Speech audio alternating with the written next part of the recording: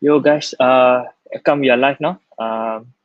Thanks for joining at late this tonight, 8:30 p.m. So we are back with our usual JavaScript, KLJS JavaScript every end of the Wednesday of every month. We have a speaker from down the south from Singapore tonight. So I know we took a long break with December, and January is it's a usual break. Hoping that, but this time we were hoping that things will improve over the MCO and COVID situation, but seems like it didn't do much anyway. So okay, let me just share. I think I shared it wrong. So that's what we're trying to hope lah. So hopefully things goes better uh over the coming days. So and we can do better lah. So sorry, I was sharing a wrong slide. Let's just wait for a couple of minutes for people to start coming in, and then we can go on. The speaker is ready and all is set. Meanwhile, if you have any questions regarding KLJS or any questions about how we want to do committee or tech committee manager or what, or you get to speakers as well, you can just put in a comment. We'll just answer it after the session. So feel free to be engaging and stuff. So give me like 1 or 2 minutes, and then we start.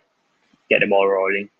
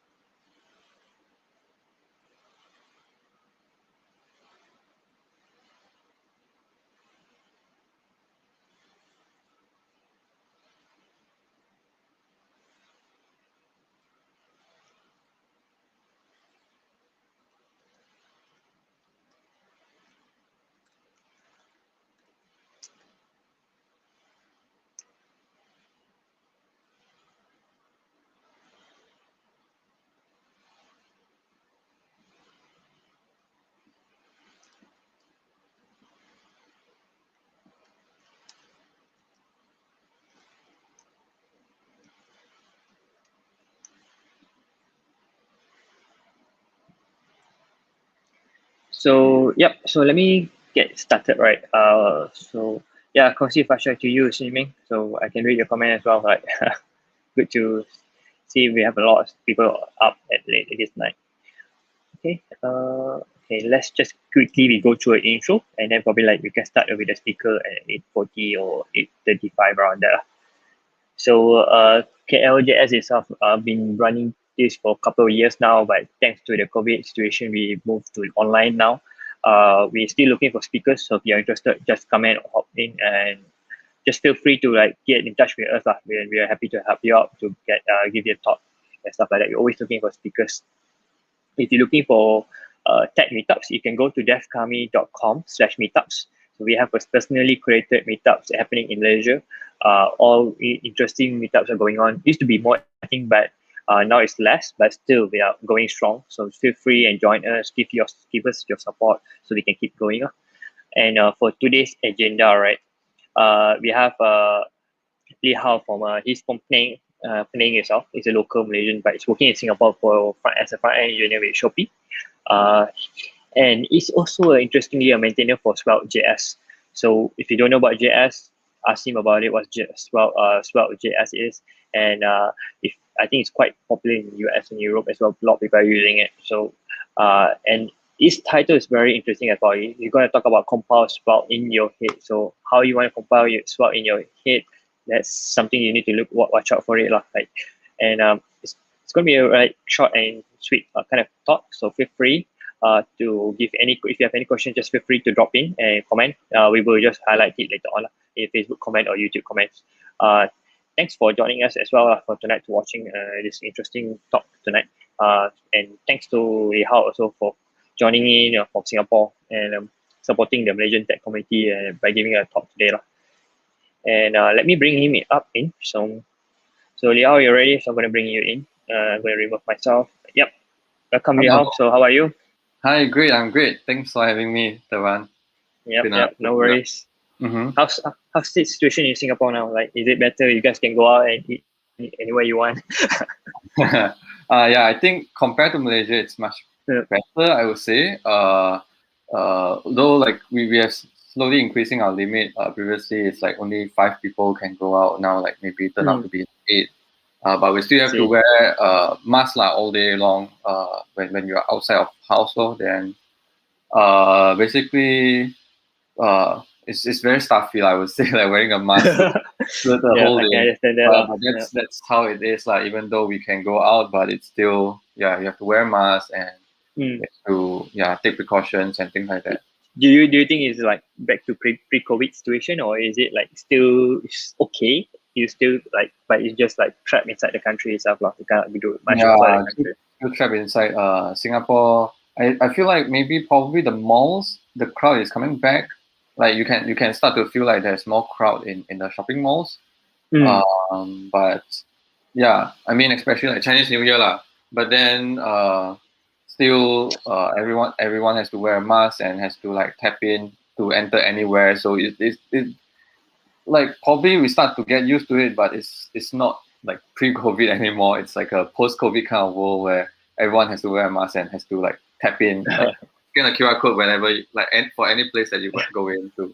Yeah, and they can track you as well, right? Yeah, so they track you where you go and things like that. So it's like better than stuck at home, like stuck at your own house, but it's definitely not like before COVID. Like things definitely have changed. Okay, so I let you take the stage, so it's all yours. Okay. You can start by introducing yourself, and then straight away you can go with the slides. So I'm gonna bring up your slide as well. So okay, all cool. yours, Li Hau. Thank you. Thanks. Okay, so hi everyone. Let me introduce myself again. I'm Li Hau. I grew up in Penang, Bukit Mertajam. Anyone from Penang or Bukit Mertajam, maybe comments down. Hi. Anyway, so I grew up in Penang and I came over to Singapore to study, and then now I'm working at Singapore. So I'm currently working for Shopee as a front-end engineer. That's before that. So today we'll be talking about Svelte, right? And I'm not sure whether anyone has heard about it or like vaguely knows about it or actually heard about it and interested about it. And I find that it's interesting, so I decided to take this opportunity to come over and share with you all about Svelte. So there's this annual survey that's happening, although not sure any one of you has participated to it, but it's actually a global survey for JavaScript. It's called a State of JS. So every year they will send out this survey to all the developers out there, as much as they can basically share it out through like all the social medias and things like that, and ask about what people think about like frameworks and toolings in the JavaScript ecosystem.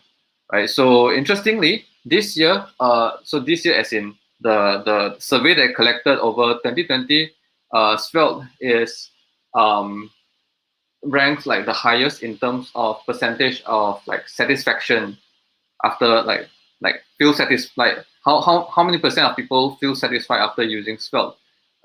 Apparently, it's the highest among all the frameworks out there. And in terms of like interest, so this is about interest. A lot of people are now very interested to learn about Svelte. However, in terms of usage out there, it's actually very, very little. I would like compared to other frameworks For example, right now you probably would heard about like anywhere you go to interview and you probably heard about this like React or Angular or Vue. Those are like the highly being used frameworks out there. Like 80 over percent, 50 over percent. But in terms of Svelte, it's like near 50% for now.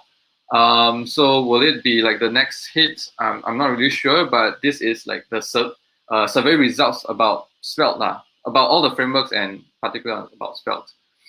So for those of you who haven't heard about Svelte, I will personally recommend you to watch this video, this conference talk by Rich Harris, who is the creator of Svelte. He shared, I think this is one of his early talks about introducing like Svelte to the world. So this is a very mind-blowing talk, and I feel like it will be worth to watch it. and you learn a lot from it. So today I'll be talk about compile Svelte in your head. So this is the title of my talk. And why is it called compile Svelte in your head? And why is it compiling and why is it in your head? Well, we'll see, okay? So again, I think I kind of introduced myself early on, but here is, again, like myself, this is me in picture. Not sure is it nicer, but I'm a front engineer at Shopee and also like currently a maintenance in Svelte. And these are like my social media links, like my Twitter accounts, and also recently I started creating YouTube videos. So this is like my YouTube channel. Okay, so before we start, let's do like a recap on creating like dynamic elements or creating elements in like using JavaScript, like plain JavaScript. So I know that we very used to write application using like React and Angular. Like we kind of lost touch about like what are the actual DOM APIs that you can use to create elements on the screen. So here is like a recap. So first thing is when you want to create an element, you use this document API called document.createElement, and then you pass in like the tag name, like h1, which is like creating a heading one, and then to set the contents within the header, you will use like h1.textContents equals to a string, and then now you have that h1 element. You want to append it to the DOM. You call document.body.appendChild. So this way you will see that in your in the screen in your DOM you have one h1 element with a text content hello world. So to update it, probably somewhere in your code that you trigger a function and you call this like text content equals to by world. So you update the text content, and then to remove it, you would use document body.removeChild, and then you pass in a reference of that element, and then this will remove the h1 from the body. So another thing that probably we haven't been using, like we've been like so used to maybe like using importing CSS files or CSS in JS and all these things. Another thing that probably if you want to do it in like just plain JavaScript, to add styles to an element, what you would do is probably you create a style element, you create a style tag, and then you can set whatever styles that you want, the CSS code as a text content of that style element, and then you can append that style elements to the document head by using document head.appendChild. Right. So so in this case, we add CSS that says class ABC as a color blue, right? And then how to like add class to your element so that you can target that element. So you use like maybe like set attributes. I set your class attribute to have a value called ABC, and this way you will see like your hello world is in blue color. Yeah. So and then we have like elements on the screen. We can remove it. We can style it. Then you want some interaction. So to add interactions is like to add event listener. Like for example, in this case, we want to add a click event listener. You use a button.add event listener click, and then pass in a callback function. So this function is the event listener where it will be called whenever you click on the element. So every time as you click it, you will see like hi in the console. So this is the summary that we've seen: creating element, remove, update, add styles, and click event listeners. So although like we've been using, like if you're using a framework like a React or Angular or Vue or any frameworks out there, you probably don't really write this kind of code anymore. You probably use some sort of templates or maybe using JSX there to declare how your view would look like, how your UI would look like. But then at the end of the day, the framework itself that you're using will try to understand whatever you're writing, maybe understands like, read through your templates and understands it, or read through your JSX elements and understands it.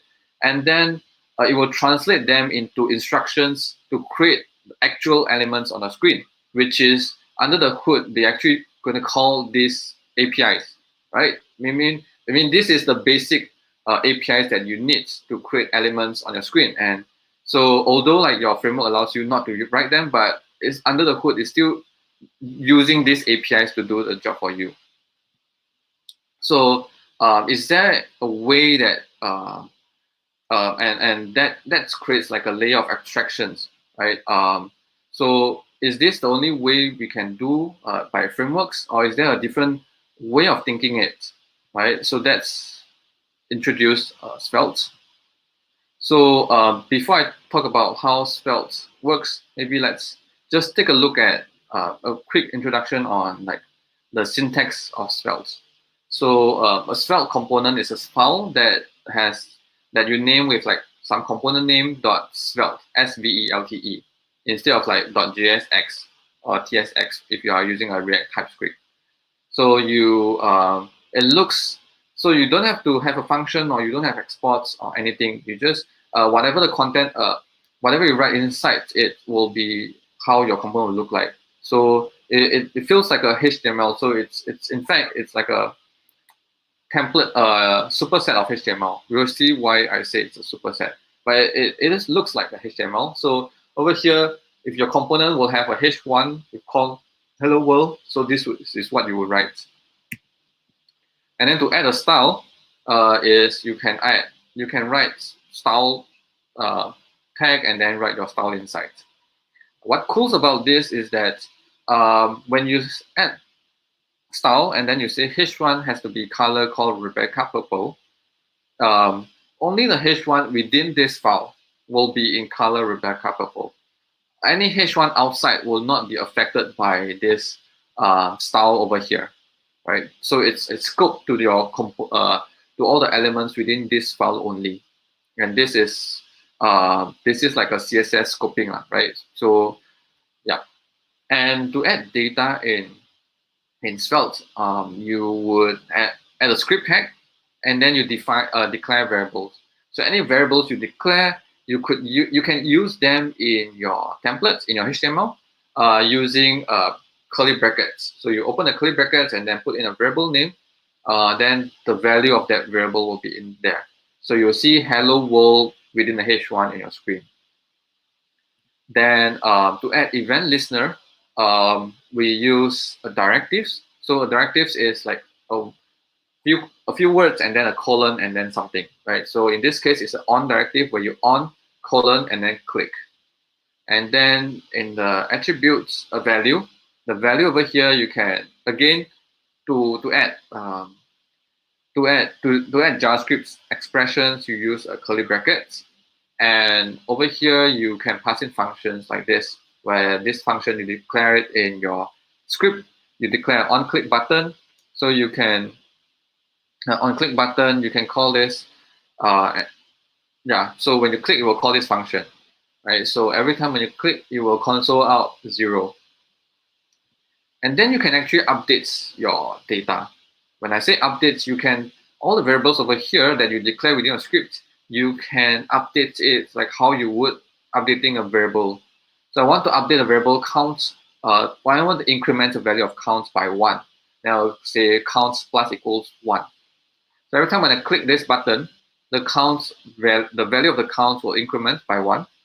And then on the screen, you will see that this over here will update itself also. So you will see like count 0 and then count 1 when you click. And then when you click again, it will be count 2, count 3, count 4.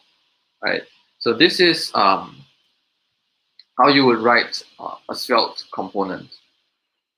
But then all this code you write is not JavaScript, right? All these things are not. Sorry. Whoops.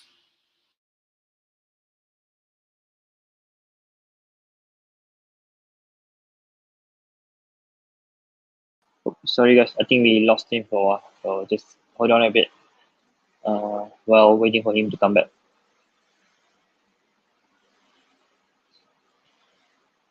So meanwhile, right, waiting for him to come back, right? So I just want to share a couple of things as well. So just an announcement, right? We shout out is we want speakers, so please feel free to have speakers and to join us. If you have any speakers or you're interested, just feel free. If any company want to do a collaboration as well, feel free to reach out to me. and we can just continue. I think you can find me, and Facebook also can, LinkedIn also can. Just feel free lah. Like, so yeah, I think yep, he's back. So let me add him back again. Okay. Yeah. Sorry. Don't worry. He's back. Don't worry. So yeah. You want to share your screen? Yeah. I'm share now. I'm just doing a commercial break. Hold I on. think because it's the moment you cut off. No worries. I think the moment you cut off was like at the climax of it. Oh, now where am I? Where is my screen? Okay. I think it's showing now. Present. Well, present the view. Then, oops. Yep. Okay, let me continue first. While we're waiting for you. So yeah, so he's still trying to set up his internet. He's having issue with the internet lah. So if any speakers, feel free to reach out to your company hiring or what you want to do a shout out. Feel free to reach out as well. We're willing to do a shout out for hiring, especially in this tough company where people are letting go people and everything, right? So we are open for it as well to post it for free. So no worries about it. And keep the question coming as well. So if you have any question, feel free to post in the comment, and we're happy to have you on the to answer it later on after this talk. And what else we have this slide? So, not yet. Announcement. So, yeah, and another thing also, I'm thinking about changing the format as well. Like we used to have a different format when you're having a physical meetup, right? Like 2 talks and 1 break and a lot of pizzas. But since we're going online, I'm thinking of I'm doing 1 because per meetup. So, you want to change the format as well? Let us know. What you like to hear, what kind of topic you like to hear. Feel free to reach out to me, and so we know. Okay, I think he's back. So let's add him back. All right. So you don't have to see my face. So Li Hau, is your back? Okay. Yeah. So yeah. Oh yes. Me, right? Sorry. Yeah. I accidentally clicked on my cable and then I got disconnected and everything crashed. So anyway, I'm back. So where was I? Let me think. Okay. So this is where Svelte is going to be different from other frameworks. Is that whatever you write over here is not JavaScript.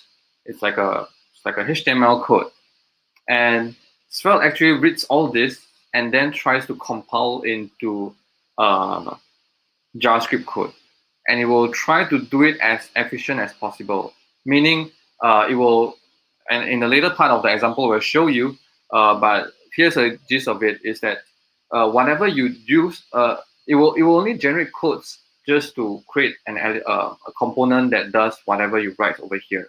So if you don't have event listener, then you don't have code that does adding event listener to your element. If you don't have a state, if you don't have variable, then it does not have code that generates that handles the variable's value to change, right? So you will read through your code, understand your code, understand how you use it, and then generate as efficient as possible code, a JavaScript code out of it. So that's why I say it's a compile. It does some sort of compilation. You will compile your HTML code into JavaScript code. And in this talk today, the main idea is I want to show you how this process works. I want to show you like how this code will turn into JavaScript. Like in terms of like where the generator, we will take a look at the Svelte code and then JavaScript code, compare side by side, and then I'll show you that where does this JavaScript code comes from, why is it there, and what does it do, right? So that you can actually kind of like compile it in your head. We will kind of do like a mental processing, like, oh, this will give this, okay, this will give you this, and this will give you that, things like that, right? So actually this title, before I go on, right, I want to say like credit this title to Sean Wang. I'm not sure you guys know about him. He's pretty famous conference speaker that talks about React, and he one day comes to Shopee building to do sharing, and then he was sharing about Svelte, and he used this title called "Compile Svelte in Your Head," and I find that it's very catchy and it's very nice. So that's why I was asked him like whether I can use it as well in my sharing. And here you have compile Svelte in your head. So let's take a look at the simplest example over here. So we start with the hello world, right? Yeah, Amiral, it's Swix, yes. Anyway, come back. I was answering from the comment. Anyway, we have hello world h1 over here. Take a look at how it will look like in your in a generated Svelte code, JavaScript code that generated by Svelte. So this is a code that you will see. It will only be like this, right? And this code itself already can be used like in any, you can import this app and then use it anywhere you like. So first thing you will see is that you have a function at the top called create fragment. And inside a fragment, it will return an object, right? You will see like objects that has method called C and M and D, right? So this function will create this fragment, which is like you will try to return this object. So this object probably would call it like fragment, right? But I find it easier to think about this as this is like the recipe of your components, like the recipe on how to create all the elements inside your component. So it has methods, it has a lot of methods, but because of like how we write over here, this is a very simple example, then you only have methods necessary for your elements, for your components. So over here, we only have 3 methods, C, M, and D. They're actually shorthand for C for create, M for mount, and D for destroy. So why is it just CMD instead of create, mount, destroy?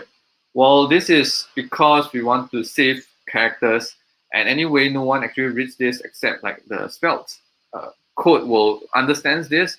So we'll try to save as much as possible, only use like 1 character for each of the method lah, right? Because this method is probably you're not able to mangle it and then make it shorter and things like that. Minify does not minify properties, right? So that's why when it generates, it already generates the shortest possible method name. Then over here, you have an app class, right? This app class is export default. So people outside of this, when it imports a Svelte component, we're actually importing a class, which is the app class, which extends from the Svelte component. So with this, right, probably you will actually use it like you import this, right? This is your default export, and then you can use like you can create a new instance like new, and then you set a target. The target is where you want to mount this component, and props is like the properties that you can pass into your app.svelte, your app Svelte component, right? And this way you already create your like a hello world within the body. So instead of having to write, so this is only the code that you will have when you write this here h1 hello world. This is the code that will be generated. So if you want to write it manually, like in the old days, then I guess you will write it even shorter code lah. But in terms of generated code, I guess this does pretty good job at it, right? For example, if you have React, probably you have one huge library of like just doing like a virtual DOM diffing and do all this optimization stuff, and then even your application just need to display one h1 hello world. You also have to ship the whole React library plus your code that you've written. Over here, you only ship like this code, right? This is the code that you see that will be shipped out. So come back to over here to the class. We see that in the constructor, we call the init function.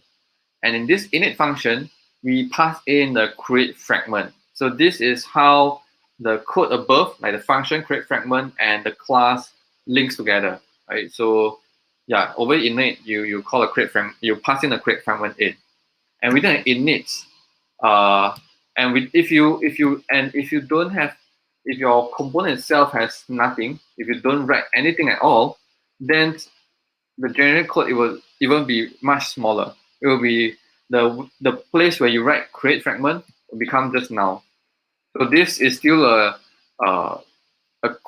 component that you can import and instantiate, by itself does not generate any HTML. That's why there's no create fragment. So as you can see over here, again, I need to reiterate is that it tries to generate as efficient as possible code as you can by understanding your code that you've written over here. So let's take a look at the init function. So this is like screenshot from the source code.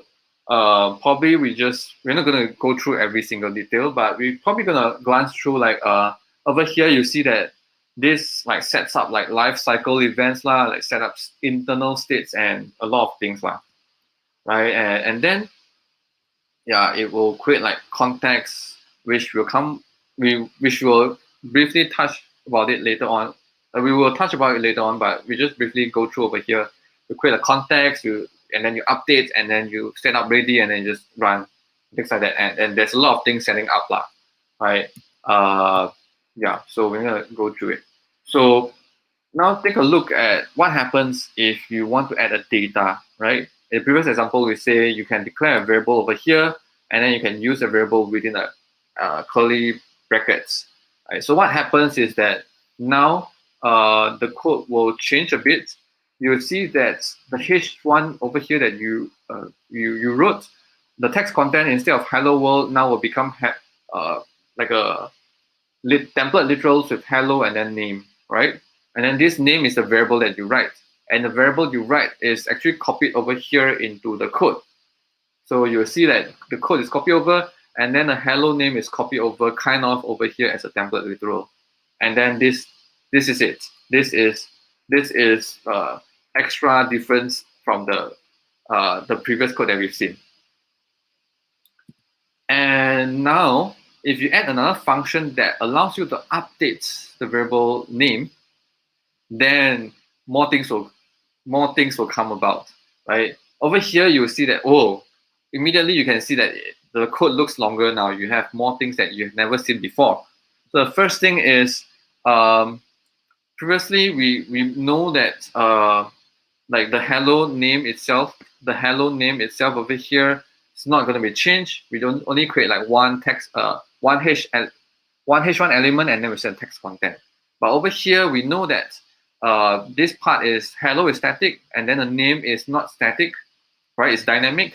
Then we actually break it down to two text nodes. So two text nodes, so that we can every time when name change, we just need to change the second text node. And then we immediately see a new method over here in the recipe, right? The fragment recipe. Here we have a new method called P, which is update. So over here, this function will be called, this method will be called whenever something has updates and needs to update the text, right? So over here, you see like set data it passes in the tag T1, which is the second text node. We will try to set the value, right? And here we see like there's a new function coming out about, which is instance. So this instance function is created, is generated, and then this instance function is being passed into the init function, right? So previously, if you remember, here is like these options and then null and then create fragment. As soon as you have variables that acts like a state within your component, you have an instance function generated, and then this is being passed in as instance right now. So the code that you've written over here within the script tag is all copied over within this instance function, and then it will try to return like a variable over here, right? Variables that will be used that is dynamic. Right, so why is it different that previously you see like a name is that previously when we have static data, the name is like outside of the instance function. We don't even need instance function, but here you need this instance function, right? That's because previously the name is static. All the components, however many components you create, all the variable name is the same for each of the component. But then right now, if you have this like variable that will be changed, that is dynamic, then it really depends on the component, right? If you have two components rendered side by side, one you call update, one you don't, then the variable name should be different now, right? So it should be locked within a scope, within an instance scope over here. And how does the Svelte knows that variable, like the name variable is changed? Well, it actually tracks all the variable. It actually knows, for example, whether a variable is mutated. For example, you try to like increment, you use like updates, right? You try to plus plus, minus minus, plus equals, minus equals, multiply equals, and things like that. You try to mutate this variable, Svelte will know. If you try to reassign this variable, for example, name, you reassign it with a new value, like that, things like that, Svelte will know as well. And then if you try to reference this variable within a template, you will also know all of them. Because if you change a variable, but this variable is not being used in the template, then it kind of know that, okay, maybe it does not need the update method, the P method, because nothing needs to be updated except like something else that needs to be done, but not updating the fragment. There's nothing in the template need to be updated, right? And then it also knows whether like what variable, whether a variable is like say writable or not. For example, in this case, whether you declare with a const or let, kind of know like whether you kind of able to see that, okay, if it's I, then it's only readable, and if it's let, then it's like probably writable, and then whether it's being mutated later on, yeah, it's a different story, right? So it tracks all the variable, and that's why you can see this instance method right now over here. And then next part that I want to show you is that over here, this instance function returns an array, and this array is an array of variables that will be used, like a states that will be used within this component, right? So name is like the first item, and so over here you would see that it's being referenced as context 0, and then invalidate 0, right? So you can imagine this is how it works. You call, so within the init function over here in the app, in the init function, conceptually what happens is that you will call context, you will call instance function to return you an array of context. And this context is like the state of your application, of your component. And then this state is, so every time when you call, you return a new array, right? So this is like every time you call, you create a new state. So you only call once during init, and then this state will be per your component instance. And then you pass this context to the create fragment function. That's why it's being passed over here. So to access this name, you will say context 0 over here. So you'll call this fragment.c method to create all the elements, and then call the fragment.m to actually mount the components to the DOM, to the target lah. So then next question will be, what is this $invalidate? Well, this $invalidates actually is like this. So every time when you, as I say, Svelte knows that when you try to update a variable, right? So when you write things like this, name, count, or foo, point A equals to 1, what happens is that Svelte will insert like instructions right after this, right? It will insert like invalidate instructions that invalidate this variable. So we try to invalidate, like invalidate the name. So when you change count, you update the value of the count, and then you will say invalidate, so that it knows that what has changed. And after it knows what has changed, so this is like conceptually how the code works, is that once you update a variable, you will mark that variable as dirty. So this variable is dirty, and then when you will schedule an update. So over here you will schedule an update. So when you update, you call this dirty with the P method. So the P method will be called with the context, which is the state of your application and what is dirty.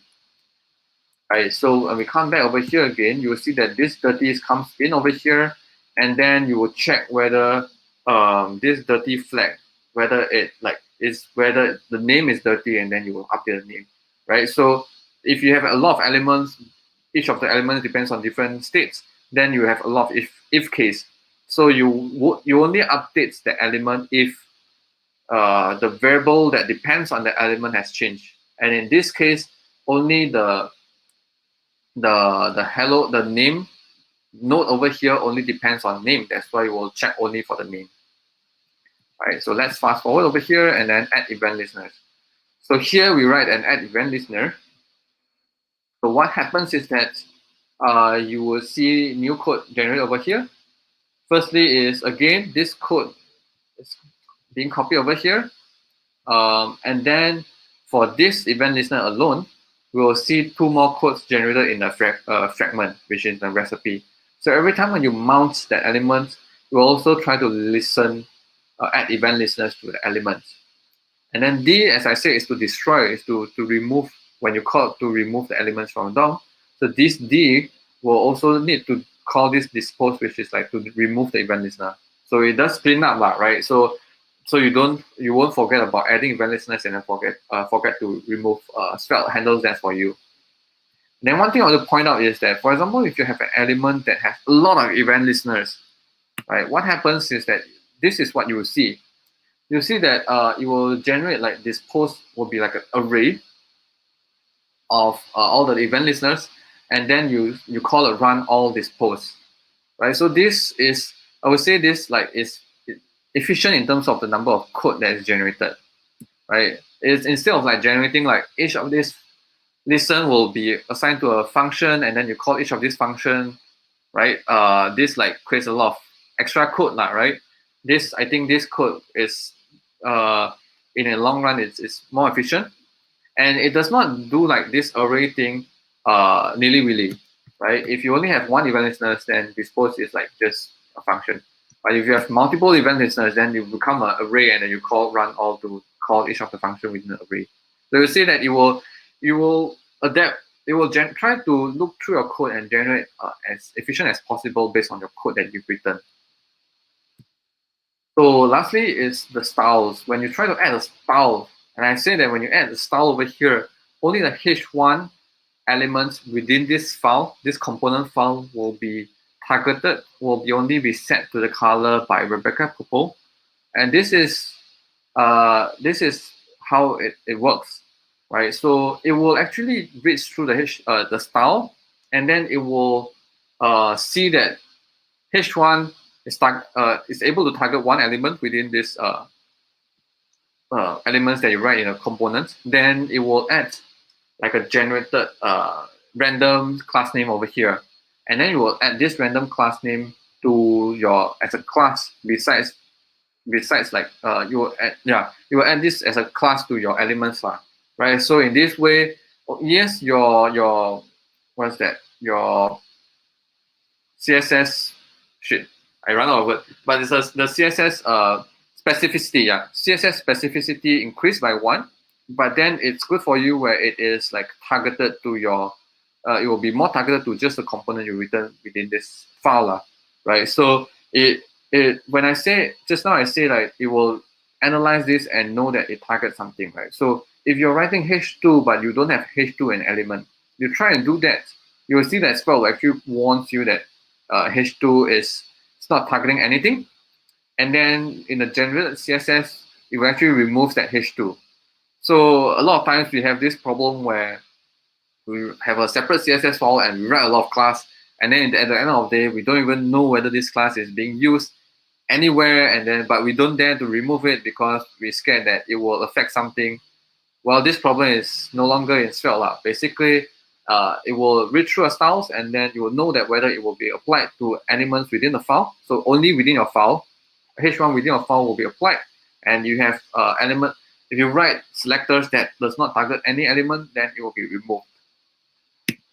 So summary, we've seen how we can create a component. We see how we add a style, see how you can add data and then update the data, and then how to add event listeners, right? And then in the generated code, basically there's 3 sections. The create fragment, which is a function that returns the recipe of how you will create your elements within your component. And then instance is like it will return you an array of states, right? And then lastly you have the class which you export and which binds, which will also call the init to bind everything into one. You will call init with create fragment and instance. So what's next? So here are some links that you can put, go and read if you're interested. So basically it's svelte.dev/ tutorial will be /tutorial, and then REPL, which is the online playground that so if like this is, if you feel lazy to set up everything to just start it, you can go over here. This is a playground. Over here, when I click into it, you'll see that immediately the code, yeah, the example is over here, and then this is how it be. When I change, you will update, and then when you click over JS output, and I didn't lie to you, all the code you see just now is over here lah, right? So that is how it is. And yeah, community events or Svelte events over here, you can see any events coming up, and then if you want to join like Discord to chat with everyone using Svelte, then you svelte.dev/chat, right? This will redirect you to a Discord invite link. And then also like Twitter, there's a Svelte Twitter account as well as a Svelte Society. So Svelte Society is like a meetup, but meetup kind of organization, and every like a lot of countries have like their own Svelte Society chapter, like local chapter. Like for example, in Europe or in US, London, on NYC, New York, and Australia, right? So finally Q&A, and once again, like this is my Twitter account and this is my YouTube channel. If you're interested, you can always follow me and like learn about Svelte and front-end stuff. Yep. All right. Thanks, Li Hau. That's really a good talk. Except for like minor hiccup there, but it's fine. I think I managed to like cover my side. So we have a couple of questions here on the side as well. So I'm going to bring up the questions one by one, and hopefully you can answer those questions. So let me find for it. Okay, we have first one. Alvin Lee has, what technology Shopee uses for mobile app? Yeah, so actually we're using React. We've been like the project has been created since the early days of React. I wouldn't say early days of React, but it has been like this project has been started since like 4 years ago. So we're like early adopters of React. So nothing to do with Svelte. Maybe are we going to use Svelte in future? I'm not sure, but yeah, that's about it. I mean, so now I have my own question. Like, what would you guys use for backend instead? Backend. So actually, if you try to apply for Shopee, you would know like what are the requirements, and probably you would know like what are the we are using. So previously we were using like Python, Django, and now we are slowly moving towards Golang. Golang. That's pretty good. My favorite one. Okay, we have another one. Amiru, question: is the output for Svelte much smaller than React or Vue projects? Yeah, so I think as like explained through like the talk itself, is like the Svelte will generate just enough code, try to generate as efficient amount of code that you need to show your UI, right? So if you're writing a very small application, then it's definitely much smaller than React Vue, because I wouldn't say like Vue has improved a lot over the years in terms of code, because it already incorporates like a kind of hybrid strategy in terms of their code, where it also has a compilation step where it tries to generate efficient code to the client, right? But React itself does not use that, right? React is purely runtime. Basically, when you use React, you import the React library. So whatever any features you're using or not, you still import React, right? So whether you are using suspense or not, you're using hooks or not, you using a legacy component or not, all the codes is packaged within like the React library, right? And then you have your own code on top, right? So at the very good starts, you like Svelte does not have a library, right? Svelte code is just like a compiler where you install to compile your code. And so the code that you see is the code that you need to run, right? The compiled code is the one that you just need to run, right? So it's of course it's much smaller lah. But of course, maybe there's concerns about like because it's compiled code. So for every statement you write, you like as in an example, you see like every one line you write probably will add 1 or 2 lines, but like maybe like one line of code will increment like 2-3 lines of code, right? So maybe like in terms of the gradient of increase, maybe like in terms of React and Svelte, maybe like Svelte is slightly a bit higher, right? Because you every line of code is like like you generate slightly more code lah, right? So in terms of that, someone has actually done a research. Probably you can find it. Google, you can Google it. I'm not sure where. Probably if I can find it, I also can post it in the YouTube or Facebook link, or maybe I share it to you later on. It's like someone did a research on this, and basically they found out that yes, the gradient in terms of increasing number of lines of code that you write in React and number of lines of code you write in Svelte, that there's a graph where it increased Svelte is a higher gradient than React. So probably at the initial point, it's like React is much bigger, but increase much slower, and Svelte starts very very small and increase slightly faster, and then they will intersect somewhere, right? And so someone did this research and found out that in the point where it intersects is, I can't remember exact number, but it's a point that you would not write a code that big, right? And if you really reach that point of like such a big code, right, most likely you would have doing other strategies like code splitting and stuff. So you wouldn't. When I say code splitting, is that you split based on pages. So yes, your entire app may be that big, but your user won't get all this code. You only get the code of individual pages that you send out that you're using. So yeah, you never kind of reach that point of time. Right? So that's the argument lah, basically. Agree. So have a few more questions, right? Okay. We have Yongshen asking, what do you love most about Svelte? Oh, okay. So there's, I think, a lot of features that in Svelte is I love about them because it's very easy to use, and a lot of things are you able to write much simpler, much easier to comprehend kind of code, to understand it, to write it, right? For example, especially in cases where maybe for example in work you've been using React, and then we try to do animations and transitions with React, and we find that wow, that is very painful to do it with React, basically to do animations with React. For example, if you want to show an element, you want to transition an element in when you show it, and when you want to remove it, you want to run a transition to remove that element. And it's a lot of coordination work, right? But in Svelte, it's you can do it very simply, and it's like 1 or 2 lines of code, and it's built in. So the code that you need to write to handle all this coordination is actually generated by the Svelte compiler, and it's being handled over there. So that it is way easier to write it lah. So hopefully maybe next time, if a chance to share about transitions or maybe other things about Svelte, maybe I can talk about it next time. Sure. We always welcome you, man. We have another one for Yongqing as well. What's the biggest drawback in your opinion? Okay, drawback. In terms of, okay, so I think for now, right, it is still very early stage for Svelte, where, for example, how do you do certain things?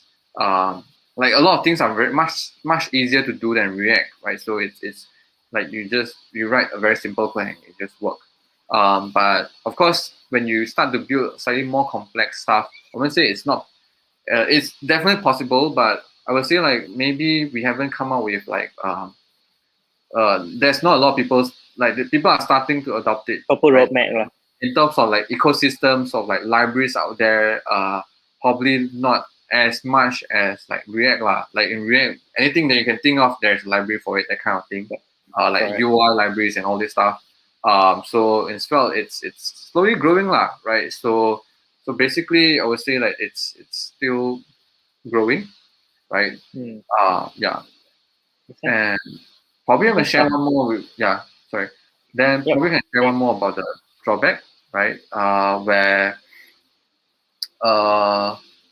so we have one more question. How about from Amiro again? How about compiling to EX5 or lower? Does Svelte does it for you? No, so Svelte does not do that. So meaning, if you've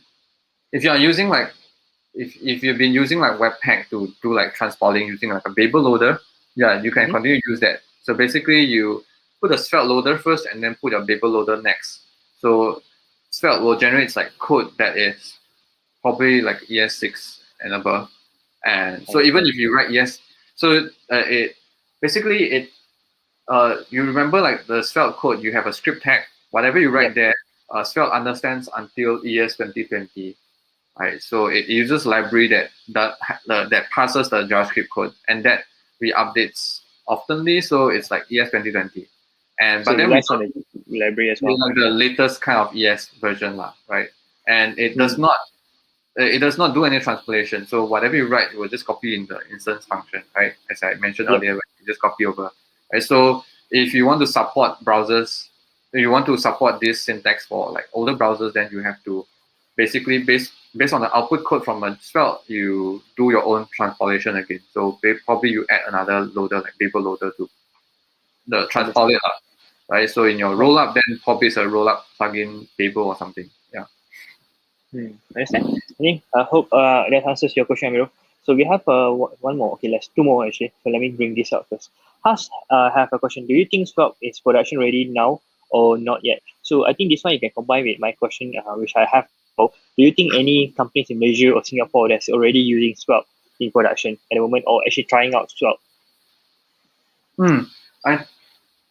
I don't really follow a lot of this one. I don't really track it down but I don't really know like what are the companies in Malaysia and Singapore is using it. But definitely like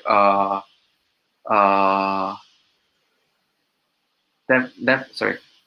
Yeah, but there's like companies in like over like in the global like they are using it.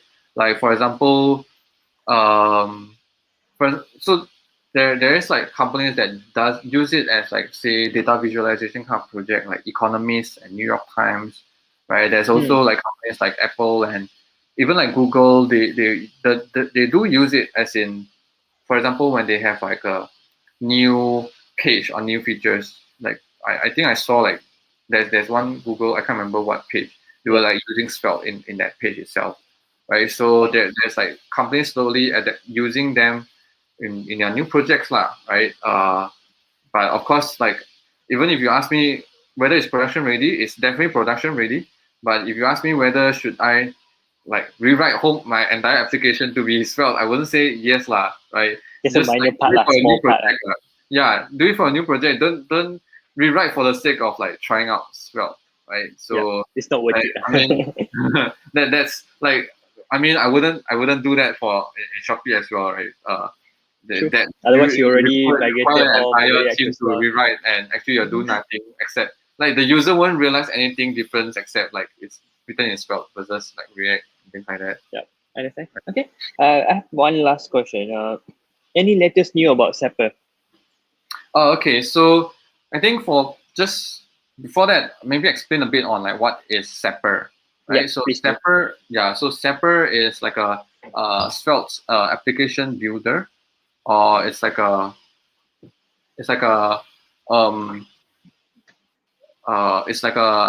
framework that we create by the Svelte core team to like a opinionated way of like creating Svelte applications. Right? So for example, in React world, draw similarities will be like you use like maybe like Next.js to build your React application that does like both server-side rendering, maybe pre-rendering, and then client-side hydration and stuff, right? So Sapper is like that when you have like React versus like Next.js or Nux for Vue. So so right now what happens is that we are like this. So Sapper was created just like to show, like to demonstrate, like okay, if you want to write like this kind of server-side rendering application in Svelte, this is how you would do it, and a lot of built-in methods to do it, a very opinionated way. But then it was like an experiment, and then probably there's a lot of bugs coming up, and it's a bit hard to manage them and fix all of them.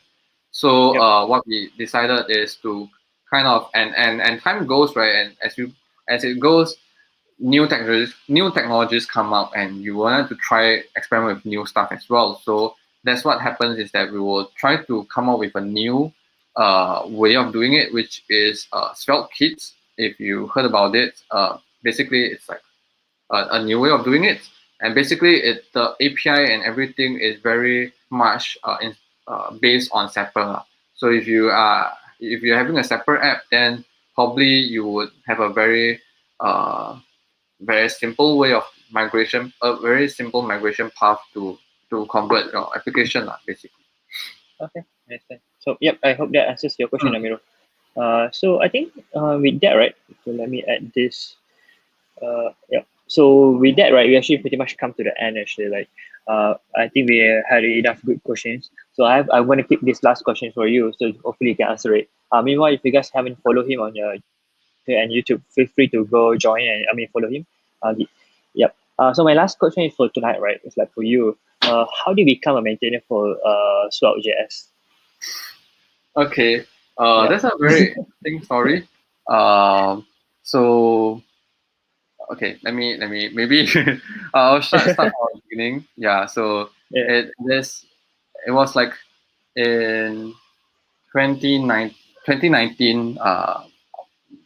late 2019 October. So I'm not sure like anyone of you heard about Hacktoberfest. Yep, So we had. yeah, Oh, so yeah. We want a free T-shirt, man.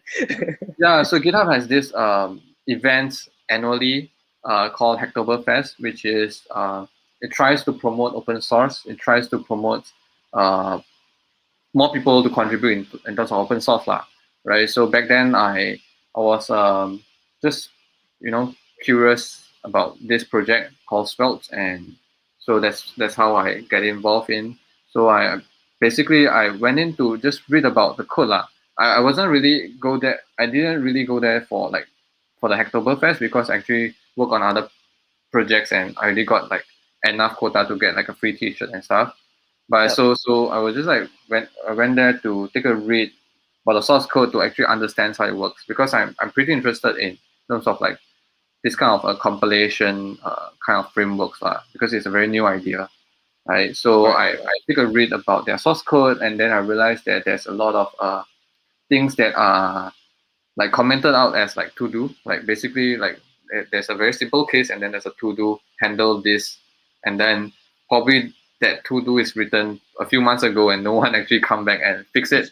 So Yeah. that's what I read. That's what I discovered, and I decided to go in and just add that feature or fix it. So Yep. that's how I started to make like merge requests and understand. So I slowly understand more and more about like how it works, and then how as I work with the features, right, you slowly understand more about it, and from there I find it very fun. So I just do more and more, and then one day they just like message me and ask me like whether I want to join to be part of the team, right? So that's how it goes. Wow. That's very interesting, man. Mm. So thank you so much for having joining us tonight, giving a very good talk and answering all the questions. It's good to have someone Malaysian from South there in Singapore to give a talk back into Malaysian again. So I'm going to do a closing. So I'm going to like remove you for a while and then get back to you in a while. All right. All right. Mm-hmm. Yeah. So guys, there you have it. We have Li Hau tonight. Maintainer of Svelte.js, front end developer for Shopee. So you can follow his social media and stuff like that. Thank you so much for joining us tonight. Like this is our first meetup for the year 2021, and we decided to go online for this year. So if you're hiring any shout out, just feel free to post. We will open to it as well. We always like I think in this moment a lot of people are looking for a job as well. So if you are, just feel free to post it or contact me if you want to be a speaker as well. Feel free to reach out to me or just post in the group. Yep, guys. Good night. Have a good time. Stay safe. See you around, guys. Yep. Bye.